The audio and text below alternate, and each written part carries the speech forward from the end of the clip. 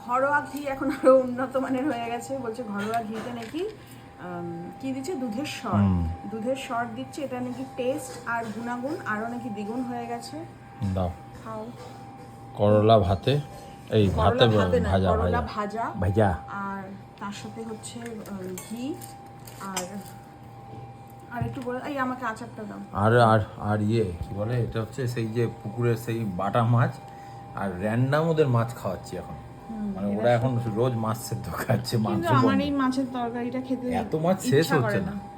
আমার এই মাছ না কুড়মুড়ে করে ভাজা আমার বেশি ভালো লাগে, তরকারি চাই না। এটা তেঁতুল আমটা তো তুই খাস, আমাকে তেঁতুলটা দে।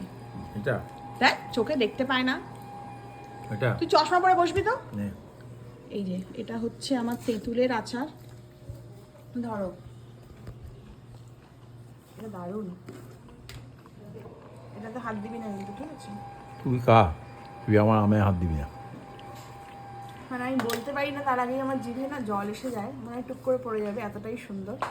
তো তেঁতুলের আচার, দুটো রুটি, একটুখানি ভাত, করলা ভাজা আর ওই ছোট মাছ দিয়ে, আলু দিয়ে, বেগুন দিয়ে তরকারি।